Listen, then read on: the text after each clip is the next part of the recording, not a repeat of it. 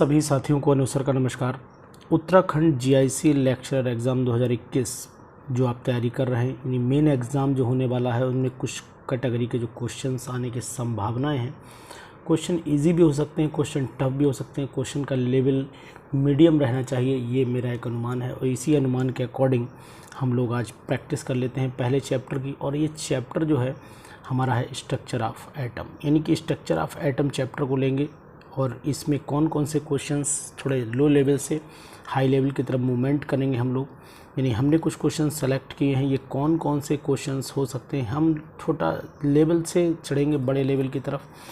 Which property of the element is whole number, कौन सी property इसमें होल नंबर है। तो ये सभी जानते हैं कि एटॉमिक मास जो है डेसिमल में भी हो सकता है, एटॉमिक साइज भी डेसिमल में चला जाता है, लेकिन होल नंबर में जो जाती है वो वैल्यू है मास नंबर, क्योंकि ये नंबर है प्रोटॉन और किसका, मास नंबर न्यूट्रॉन का। प्रोटॉन न्यूट्रॉन का जो सम हो जाता है वही मास नंबर बन जाता है। तो सम नंबर का है तो इसका मतलब है फिर यही प्रॉपर्टी जो है वो होल नंबर प्रॉपर्टी बन जाएगी। क्वेश्चन नंबर नेक्स्ट पे आते हैं, 84 पे आते हैं। ये क्वेश्चन यहाँ से उठाए हैं, ये मत पूछिएगा सर 81 कहाँ है, 82 कहाँ है। तो जहाँ से मुझे लगे क्वेश्चन सही है वहीं से मैंने उठा लिए हैं। तो 84 क्वेश्चन कहता है विच ऑफ द फॉलोइंग साइंटिस्ट, यानी कि ये क्वेश्चन क्या है पढ़ लेते हैं इसे, कि which of the following scientist develop the equation E is equal to H nu. तो E is equal to H nu जो है वो मैक्स प्लैंक की इक्वेशन है, क्योंकि आइंस्टीन की इक्वेशन आपको पता है इज इक्वल टू mc² है। तो 84 का जो क्वेश्चन आना चाहिए वो मैक्स प्लैंक आना चाहिए, यानी कि E is equal to H nu. आपने पढ़ा होगा hc/λ के नाम से भी ये जाना जाता है। तो यहाँ पर हम लोग लिख सकते हैं ये equation E is equal to hc/λ भी दी जा सकती है। अब एन आइसोटोन, तो पहले तो आपको आइसोटोन पता होना चाहिए। आइसोटोन वो होते हैं जिनमें नंबर ऑफ क्या चीज़, न्यूट्रॉन सेम हो जाते हैं। तो पहले तो हम इसमें न्यूट्रॉन निकाल लेते हैं, यानी कि जो जर्मेनियम 76 और 32 दिया हुआ है इसमें न्यूट्रॉन जो आएंगे 4 हो गया और यहाँ पर 4 यानी 44 आ जाएंगे। और 44 और कौन से ऑप्शन में पॉसिबल हैं, तो 44 और ऑप्शन जो मिल सकता है आपको वो ये मिल सकता है कि 77, यानी कि सेकंड ऑप्शन। एक तो ये ऑप्शन मिल सकता है, ठीक है, क्योंकि भाई यहाँ भी 44 ही आ रहे हैं, 77 माइनस 33 तो 44 आ गया। और दूसरा ऑप्शन भी कौन सा मिल सकता है, यानी कि 77 और अगर 34 घटाएंगे तो यहाँ पे नहीं बनेगा, है ना, ये ऑप्शन नहीं आ पाएगा। इसके बाद 77 32 ये भी नहीं आएगा। ये आपका 77 34 ये दोनों सेम ही दे दिए हैं, यहीं पर मिस्टेक हुई है हमें लग रहा है। फ़िलहाल इसमें आंसर जो मेरे हिसाब से होना चाहिए वो 85 का जो आंसर जाना चाहिए वो अभी तक तो मुझे केवल यही दिखाई दे रहा है कि 44 न्यूट्रॉन्स जो हैं वो केवल इसी में आएंगे, आर्सेनिक में ही आएंगे। नीचे ऑप्शन नहीं लग रहा है क्योंकि ऑप्शन सेकंड तो ठीक है, लेकिन सेकंड के साथ में ऑप्शन फर्स्ट, हाँ तो फर्स्ट अगर देखते हैं तो फर्स्ट में तो 5 आ जाएगा, पॉसिबिलिटी नहीं है ना। और अगर हम लोग ऑप्शन सेकंड और फोर्थ बनाएं, फोर्थ बना लेते हैं क्योंकि ये दोनों सेम हो गए हैं, तो मुझे लग रहा है यहाँ मिस्टेक हो गई है। अगर हम इसे 34 कर लेते हैं और सेलेनियम को 78 कर लेते हैं तो अगर अब तो यहाँ पर 44 आने के चांस हो जाते हैं। तो इसका मतलब है या तो हम इसको चेंज करें या फिर आंसर में केवल सेकंड लगाएं, इस चीज़ का ध्यान रखिएगा। 85 के बाद 86 पे आ जाइएगा। 86 का मतलब है the fundamental particles which are responsible for keeping the nucleons together. कौन से ऐसे पार्टिकल्स हैं जो न्यूक्लियॉन्स को टुगेदर रखने में, तो आपने नेगेटिव पाई मेजॉन, पॉजिटिव पाई मेजॉन सुने होंगे। तो ये मेजॉन्स जो होते हैं वो आपस में पार्टिकल्स को यानी प्रोटॉन को आपस में रोके रखते हैं। जैसे आपने न्यूक्लियर फोर्स जो क्रिएट होता है, न्यूक्लियर फोर्स जिसके थ्रू प्रोटॉन्स आपस में रुके रहते हैं, पॉजिटिवली चार्ज पार्टिकल होने के बाद भी आपस में रुके रहते हैं। रीज़न भी आपको बता दे रहा हूँ कि जैसे ही न्यूट्रॉन ब्रेक होता है तो न्यूट्रॉन ब्रेक होने के बाद एक नेगेटिवली चार्ज पाई मेजॉन बनता है और साथ में प्रोटॉन बनता है। और ये नेगेटिवली चार्ज जो मेजॉन है ये किसी सेकंड के किसी हिस्से के लिए बनता है। उसके बाद ये प्रोटॉन बिल्कुल प्रोटॉन को होल्ड, जैसे नेगेटिवली चार्ज बन गया, चारों तरफ प्रोटॉन रखे हुए तो वो प्रोटॉन उसको देखते रहते, कैच करने की कोशिश करते हैं, तुरंत ही वो वापस रिवर्स हो जाती है रिएक्शन। तो इसका मतलब ये नेगेटिवली चार्ज पाई मेजॉन जो होते हैं ये रिस्पॉन्सिबल होते हैं कहीं ना कहीं पर फंडामेंटल पार्टिकल्स को जोड़े रखने के लिए। तो 86 का जो आंसर आना चाहिए वो ए आना चाहिए। The atoms in which the X are equal to called isotones. The atoms in which X are equal are called isotones. Here X क्या होना चाहिए, आइसोटोन्स के बराबर होने, न्यूट्रॉन्स के बराबर। तो मास नंबर, और अगर मास नंबर देखें तो मास नंबर से भी निकाल सकते हैं, लेकिन आइसोटोन का मतलब न्यूट्रॉन से होता है। एक्स आर इक्वल यानी न्यूट्रॉन, फिर न्यूट्रॉन ही होगा, एक्स यहाँ पर न्यूट्रॉन ही आएगा क्योंकि आइसोटोन सभी मैंने ऊपर डिस्कशन किया है। An atom which does not have any neutron, किसी में न्यूट्रॉन नहीं है। तो फिर हाइड्रोजन जनाब ऐसे होते हैं कि जिनमें न्यूट्रॉन 0 रहता है, 1H1 होता है, इसमें न्यूट्रॉन नहीं होता है। 89 पे आ जाइएगा। 6 कार्बन 14 से, ये एक दूसरे के लिए आपको किस में डिफ़र कर रहे हैं भाई, दोनों में सेम इलेक्ट्रॉन है, सेम प्रोटॉन है। लेकिन इसमें अगर हम बात कर लेते हैं 89 वाले क्वेश्चंस में, तो न्यूक्लियॉन्स का नंबर वेरी कर जाएगा।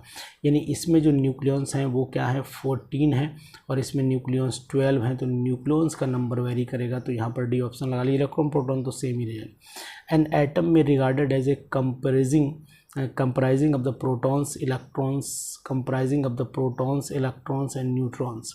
If the mass attributed to the neutrons were half, then and that attributed to the electrons were doubled, then the atomic mass of carbon 12 would be, carbon 12 का कितना atomic mass होगा ये हमें निकालना पड़ेगा कि कितना होगा। एटम्स में regarded compressing of the photon, ठीक है। If the mass of attributed neutrons were half, यानी मास न्यूट्रॉन का हाफ हो जाए तो फिर आंसर क्या आ जाना चाहिए। तो 90 में क्या है, नंबर ऑफ न्यूट्रॉन्स का मतलब हुआ 6 हो जाएंगे। कार्बन में यहाँ पर नंबर ऑफ न्यूट्रॉन 6 हो गए, न्यूट्रॉन हमने 6 निकाल लिए, ठीक है ना। If mass of the each neutron is half, यानी इसका मास आधा कर दें तो mass of nucleon will be, तो न्यूक्लियन का मास कितना हो जाएगा, यानी कि न्यूक्लियन का मास हो जाना चाहिए फिर मेरे हिसाब से 6 तो हो गया आपके न्यूट्रॉन, और न्यूक्लियन यानी कि इसके आधे प्रोटॉन हो जाएंगे, इसका मतलब सिंपल 3 हो गया, यानी कि 9 हो गया। तो जो 9 होगा वो न्यूक्लियन का मास निकल के आएगा। तो मास ऑफ कार्बन रिड्यूस, तो यानी कि 12 से कहाँ पर पहुँच गया, 9 पे पहुँच गया। तो 12 से 9 का मतलब हुआ ये कितना परसेंट घट गया, लगभग 25% घट चुका है। तो सिंपल सा आंसर फिर इसका 90 का 25% आना चाहिए। एक बार आप और चेक कर लीजिएगा, आप भी थोड़ी सी राय दीजिएगा, लगभग यही आएगा मेरे हिसाब से। तो यही आना चाहिए कि एटम में भी regarded as a comprising of the proton neutron if the mass of attributed neutrons बर भी हाफ, न्यूट्रॉन का मास हाफ कर दिया जाए। तो न्यूट्रॉन का मास हाफ करेंगे तो इसका मतलब हुआ कि न्यूट्रॉन इसमें हो जाते हैं 6, हाफ कर देंगे 3 हो गया। जब एंड देन एट्रीब्यूटेड इलेक्ट्रॉन्स पर डबल, इलेक्ट्रॉन दुगने हो जाते हैं, ठीक है, यही आएगा, डन। इसके बाद नेक्स्ट क्वेश्चन पे आ जाते हैं। नेक्स्ट क्वेश्चन सीरीज़ जो है इसमें ज़्यादा क्वेश्चन है, इनको करते हैं देखते हैं एक तरफ से क्या बनती है। Assuming the velocity to the same, velocity to be same, which of the following is associated with the smallest de Broglie's wavelength. कौन सी डी ब्रॉगलीज वेवलेंथ के लिए काम करेगी, तो आपको हम बता देना चाह रहे हैं। वेलोसिटी सेम जब रहेगी, और जब वेलोसिटी सेम रहेगी तो साइज क्या हो जाएगा, विच of the following associated the smallest de Broglie's wavelength, यानी कि डी ब्रॉगली वेवलेंथ उसकी ज़्यादा हो जाएगी जिसका साइज बड़ा हो जाएगा। तो साइज बड़ा किसका होने वाला है ये ज़रा देख लेते हैं कि इलेक्ट्रॉन का साइज छोटा होता है, बी प्रोटॉन भी लगभग छोटा ही है, अल्फा पार्टिकल जो है ये साइज में बड़ा हो जाएगा। तो सिंपल सा आंसर आप भी सी लगाइए इसका, क्योंकि डी ब्रॉगलीज में सिंपल सी बात है कि अगर formula lambda is equal to h/m into C लगाएं तो more is the mass, wavelength उसकी कम जाएगी तो मास फिर देखना पड़ेगा, सही, ठीक है, सी ही आएगा आंसर। 91 का सी लगा लीजिएगा। 92 पे आएगा neon, sodium and fluoride ion, sodium ion and fluoride ion have the same. तीनों में खास बात क्या है कि तीनों में मैं आपको खास बता दूं कि इसमें इलेक्ट्रॉन का नंबर सेम आना चाहिए, यानी कि इलेक्ट्रॉन भाई इसमें नियॉन में भी 10 होते हैं, सोडियम में प्लस लगा 10 हो गए, फ्लोरीन पे नेगेटिव इसमें भी 10 हो गए, तो इलेक्ट्रॉन का नंबर इसमें सेम चला जाना चाहिए। 93 पे आइए, विच of the following species has more number of electron in comparison with the neutrons. Neutron के कंपेयर में आपके नंबर जो है वो किसके, इलेक्ट्रॉन के ज़्यादा आना चाहिए। तो इलेक्ट्रॉन का नंबर किस में ज़्यादा आ रहा है, इलेक्ट्रॉन का नंबर इसमें आपका 13 आ रहा है, 27 माइनस 13, 27 माइनस 13 हो गया आपका 14 हो गया। इसके बाद ये आपका ऑक्सीजन डबल नेगेटिव में न्यूट्रॉन 8 हो गए, लेकिन इलेक्ट्रॉन का नंबर यहाँ 10 हो गया। तो इसका मतलब है 93 पे फिर बी ऑप्शन जाना चाहिए। 93 पे बी ऑप्शन ही जा सकता है और कोई ऑप्शन मुझे नहीं लग रहा है। इसके बाद number of the spherical node in 4s, spherical node निकालना है। तो स्फेरिकल नोड सिंपल सी बात है कि 4s का मतलब हुआ कि n-l-1 फार्मूला लगा दीजिए तो 3 आ जाएगा, यानी कि 94 का जो ऑप्शन जाना चाहिए। एन सिंपल सा इसे जरा ऐसे करें,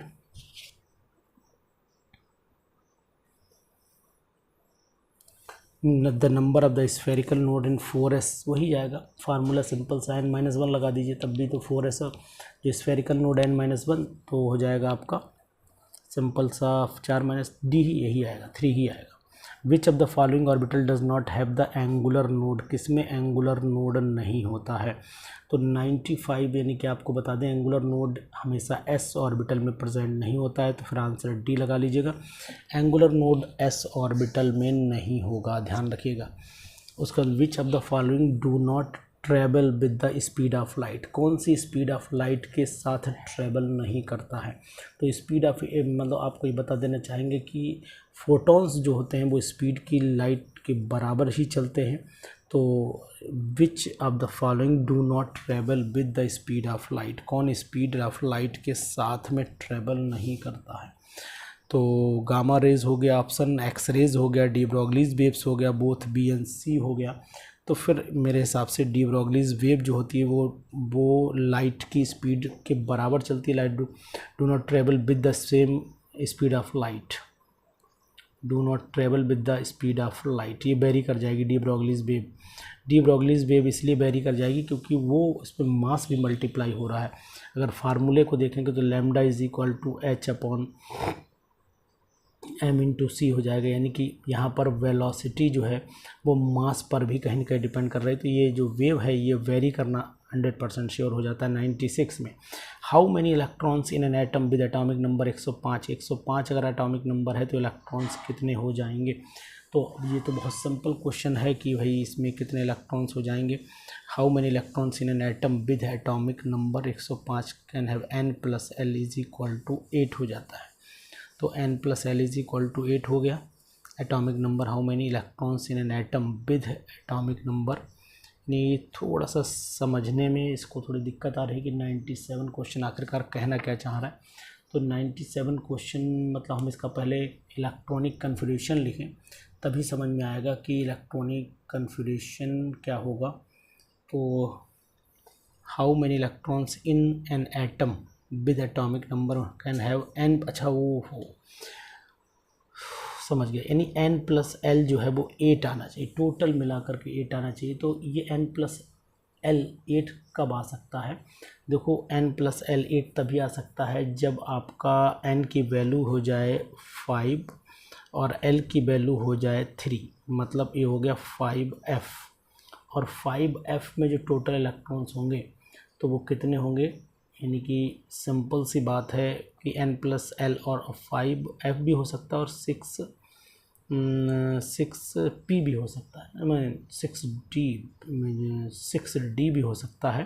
तो 6d का मतलब 6 2 8, हाँ ये भी पॉसिबल है। तो 6d और 5f के इलेक्ट्रॉन जोड़ने पड़ेंगे। 5f में कितने होंगे 14, d में कितने होंगे, यानी कि 5f में और 5f में इलेक्ट्रॉन होंगे कितने होंगे चेक करिएगा, 6d और 5f, लेकिन n की वैल्यू वही 105 का इलेक्ट्रॉनिक कन्फिग्यूरेशन लिखना पड़ेगा फिर लग रहा है मुझे। नहीं वैसे अगर ऐसे भी डायरेक्ट निकालें तब भी निकल सकता है। 5f में तो 14 इलेक्ट्रॉन्स हो गए ना, टोटल 14 हो गए है ना, 5f में 14 इलेक्ट्रॉन्स हो गए।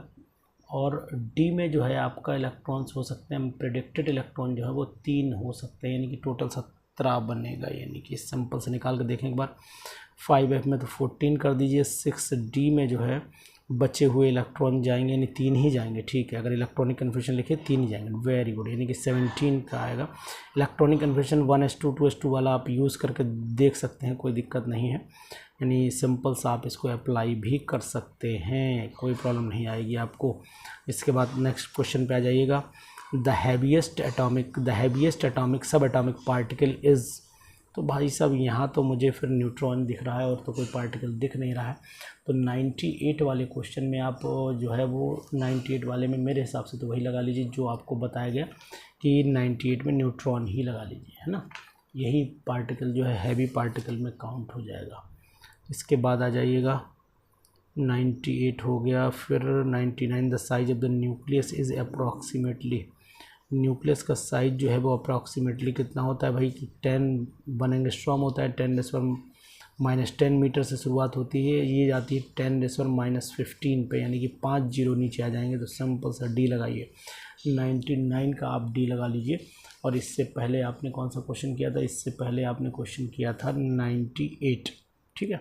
अब आ जाइए 100 पे, 100 wave length of the radio wave. तो ये तो सबको पता होगा, रेडियो वेव का वेव लेंथ जो है वो ज़्यादा होगा या कम होगा, ये जानकारी आपको ऑलरेडी पहले से है।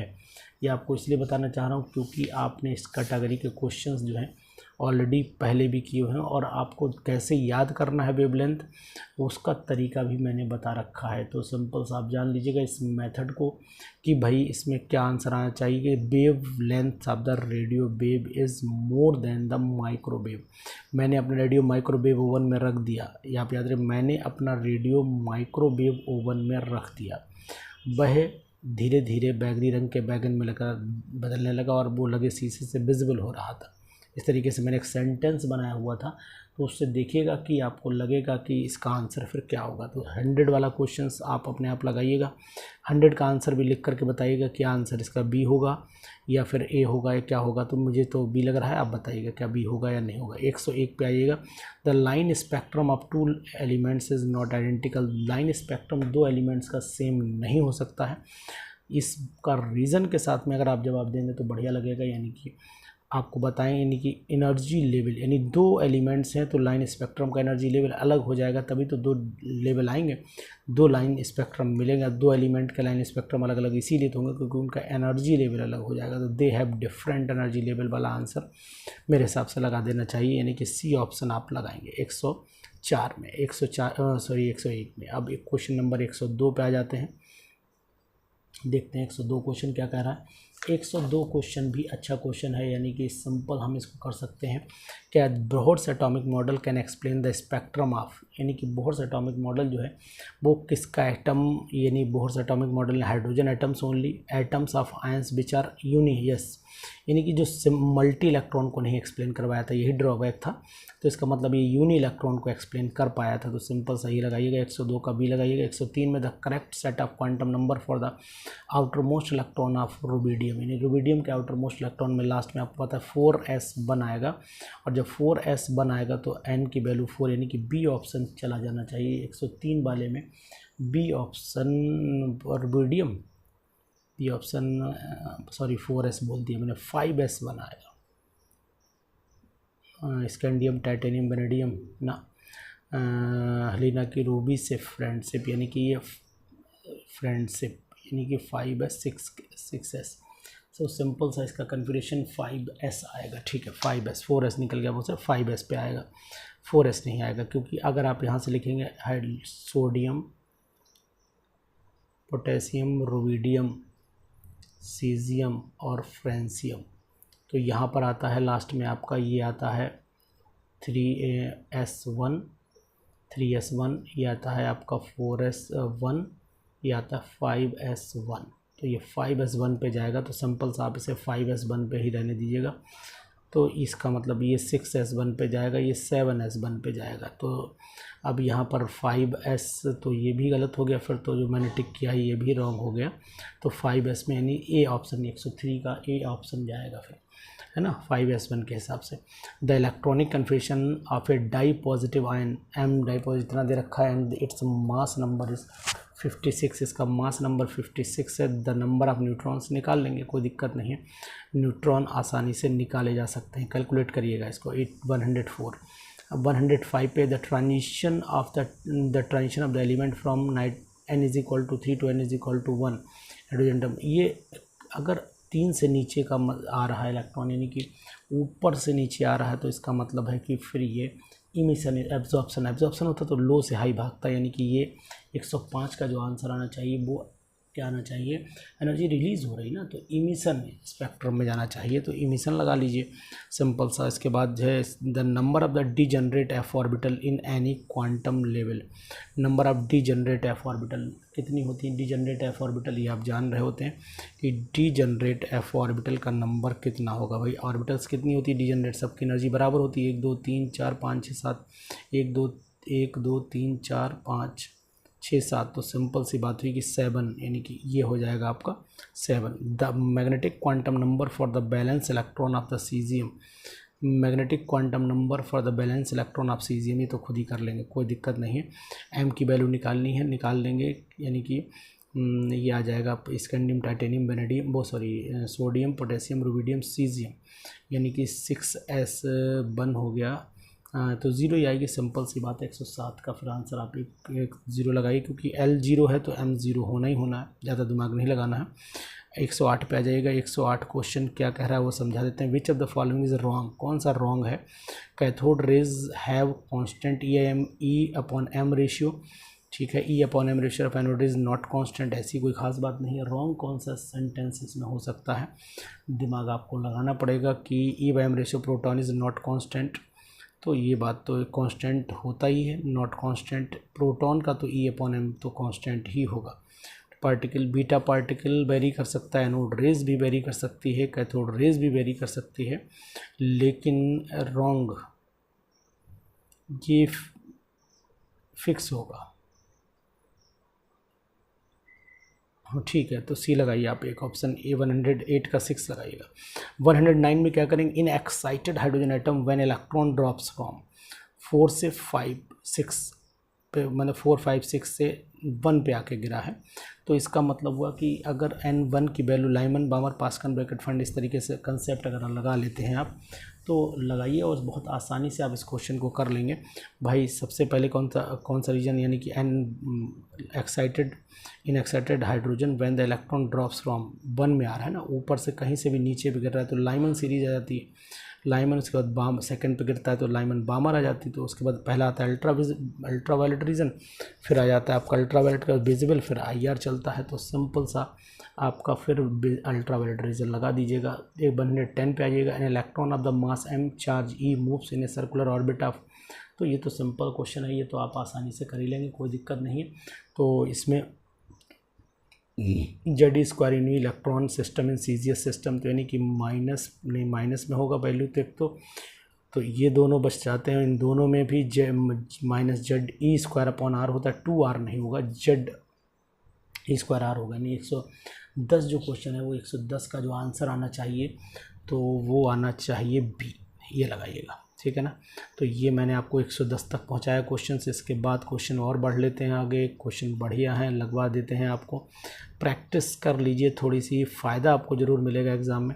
When 2 electrons are placed in 2 degenerate orbitals of atom, when 2 electrons are placed in 2 degenerate orbitals of atom, the energy is lower if their spin is parallel, the statement is based upon, यानी कि अगर parallel spin है 2 electrons placed degenerate orbital में, तो ये Hund's rule बता रहा है कि भाई 111 हुन्स रूल ही कहता है कि पहले इलेक्ट्रॉन अनपेयर्ड भरे जाएं, पैरेलल होना चाहिए, तो पैरेलल का मतलब फिर हुन्स रूल पे लगाइएगा। Which value of the L will represent the double dumbbell, तो D होती है और D का मतलब L इज इक्वल टू भाई S हो गया, P हो गया, D हो गया, F हो गया, 0 1 2, तो यानी कि ये C लगा दीजिए। 112 का फिर आप C लगा लीजिए, कोई दिक्कत नहीं है। उसके बाद an atom has 2K 8L 11M और 2N इलेक्ट्रॉन्स, ठीक है, तो टोटल S इलेक्ट्रॉन, तो सिंपल सी बात है 2 8 18 32, तो सिंपल सी यानी कि बात है कि यहाँ पर कौन सी ऑर्बिटल K में क्या होती है, एक S होती है, L में एक S एक P होती है, और इसमें एक S होती है, एक P होती है, एक D होती है, इसमें S P D F होती है, तो यानी कि 2 2 4 2 6 2 8 इलेक्ट्रॉन लगा दीजिए, टोटल 8 इलेक्ट्रॉन्स आ जाएंगे। एक भाई सिंपल सी बात है कि ऑर्बिटल में केवल S सबसेल होता है, के ऑर्बिट में केवल S सबसेल होता है, L में S भी होता है, P भी होता है, M में S P और D होते हैं, इस तरीके से आपको पता होगा। The total number of orbitals in energy level represented N is equal to 5, तो यानी 5 पंजे 25, अगर यानी कि 114 का जो फार्मूला लगा दे वो n स्क्वायर के बराबर होता है। यानी कि अगर टोटल नंबर ऑफ इलेक्ट्रॉन पूछते तो 2n square, otherwise n square, तो मतलब 25 यानी d लगा देना चाहिए। 15 पे आइए, in an atom with 2 k 11 the n electrons number of n m is equal to 0। तो जब m इज इक्वल टू 0 हो जाएगा तो फिर इसका मतलब हुआ कि पॉसिबिलिटी क्या बनेगी s में, यानी कि अगर हम लोग m इज इक्वल टू 0 करें तो फिर इलेक्ट्रॉन की पॉसिबिलिटी मेरे हिसाब से क्या बननी चाहिए। तो आपको पूरा कन्फ्यूगरेशन लिखना पड़ेगा इसके लिए, तो है ना, 1s2 2s2 2p6 3s2 3p6 3d 4s और 3d3 लिखना पड़ेगा। इसका मतलब 1s2 हो गया, 2s2 2p6, फिर आपका 3s2 3p6 3p6 हो गया, और आपका लिखना ही पड़ेगा, यानी कि 8 2 10 और 8 21 हो गया, 22 23 बनाना, तो आपका हो गया, चलो देखें 8 ये आपका हो गया, 8 और 10 21 हो गया, 21 और 2 23 का कन्फ्यूगरेशन लिखिए। 1s2 2s2 2p6 3s2 3p6 यानी कि 6 4 10 12 6 18 4s2 3d3 ये हुआ। अब 3d3 का मतलब पूछ रहा है कि ये बताइए m, तो m हर किसी के लिए निकालना पड़ेगा। m0 एक तो इसमें आएगा m0, एक इसमें आएगा m0, एक इसमें आएगा m0, तो 2 और s की वैल्यू प्लस हाफ है, तो यानी 1 2 3 जगह आ गया, 4 जगह 5 जगह 6 जगह 7 जगह आ जाएगा, यानी कि बी ऑप्शन लगाइए। यानी हर ऑर्बिटल में एक m0 जरूर आएगा, क्योंकि s में तो 0 होता ही है, p में -1 0 +1 इस तरीके से हर जगह आएगा, और एक इलेक्ट्रॉन की बात ही कर रहा है वो 0 के लिए, तो एक वैल्यू हाफ हुई, तो 7 जगह s आ रहा है, 7 जगह m आ रहा है, तो मतलब ये हुआ कि फिर यहाँ पर वैल्यू 7 जगह आ जाएगी। तो सिंपल सा एक 7 आंसर इसका हो जाएगा, 115 का 7 लगा लीजिएगा, है ना। इसके बाद आ रहे for an orbital with n is equal to 2 l is equal to 1 there are, तो ये तो आप ही करेंगे, सिंपल सा क्वेश्चन है, करिएगा। इसके बाद which of the following orbital is cylindrically symmetrical about the X axis, तो ये भी बहुत सिंपल क्वेश्चन है, 117, ये भी आप करिएगा। बहुत ही अच्छा क्वेश्चन है, मतलब इसमें बहुत दिमाग नहीं लगाना है, लेकिन अगर आप इसे कर लेते हैं तो भाई ये है कि लगेगा कि नहीं साहब आप तैयारी तो अच्छी कर रहे हैं, आपकी तैयारी में कोई कमी नहीं होनी चाहिए। यानी कि सिलेंड्रिकली सिमेट्रिकल तो आप समझ सकते हैं ना, सिलेंडर की तरह सिंपल सा इस तरीके से ये सिमेट्रिकल होनी चाहिए, ठीक है।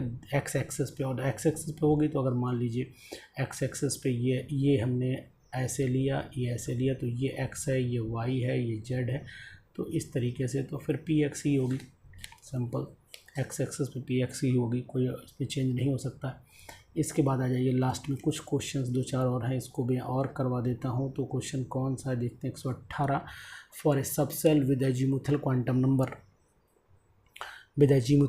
Number L the total value of the magnetic quantum number m, ये तो बिल्कुल वैसे ही निकलेगा, है ना। सिंपल से बात है कि 2l + 1 हो जाता है, तो 2l + 1 वाला फार्मूला लगा लीजिएगा, आंसर आपका आ जाएगा। तो 118 का जो आंसर आएगा 2l + 1 m is equal to 2l + 1, तो ये हो गया 1 2l is equal to m-1, क्योंकि l के टर्म में दिया तो अपॉन 2, यानी कि सी ऑप्शन लगाइएगा। इसके बाद an orbital with l is equal to 0 is l is equal to 0 s के लिए होगा, और जब s के लिए होगा तो इसका मतलब हुआ कि इसका जो आंसर जाना चाहिए सिमेट्रिकल और स्फेरिकल भी होना चाहिए। भाई l 0 s के लिए होता है, और s कैसी होती है, स्फेरिकल होती है और सिमेट्रिकल भी होती है।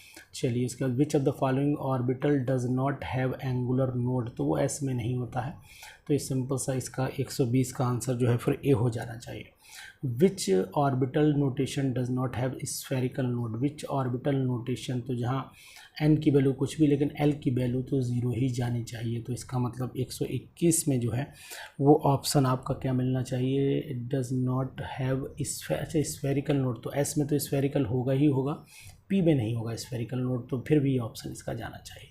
तो दोस्तों ये मैंने आज की वीडियो में कुछ आपको क्वेश्चंस बताए, कुछ क्वेश्चंस आपको लगा के दिए, 1-2 क्वेश्चंस आपको करने के लिए भी दिए। तो इस वीडियो को देखिए ध्यान से, स्ट्रक्चर ऑफ एटम के क्वेश्चंस प्रैक्टिस करिए। क्वेश्चन का लेवल धीरे धीरे बढ़ा देंगे, लेकिन ये कि मैंने सोचा कि लाइए पहली वीडियो जो है वो आपके सामने रखता हूँ, और इस वीडियो के थ्रू मैं आपको बताना चाहता हूँ कि तैयारी की स्टार्टिंग आप कर दीजिए। तो उत्तराखंड GIC लेक्चरर का जो एग्ज़ाम होने वाला है, इस एग्ज़ाम के लिए आप पूरी तरीके से प्रिपेयर रहिए, तैयार करते रहिए और इन क्वेश्चंस की प्रैक्टिस करते रहिए। कौन सा क्वेश्चन आपके लिए इम्पॉर्टेंट हो जाएगा ये कहना मुश्किल है, लेकिन मैं आपको बता देना चाह रहा हूँ कि ये क्वेश्चन बहुत ही अच्छे हैं। तो इस वीडियो मैक्सिमम लोगों तक शेयर करिएगा, जितने आपके साथी उन तक पहुँचाइएगा, वो भी प्रैक्टिस कर लें, क्योंकि एग्ज़ाम बहुत ही पास है। Thank you, good night.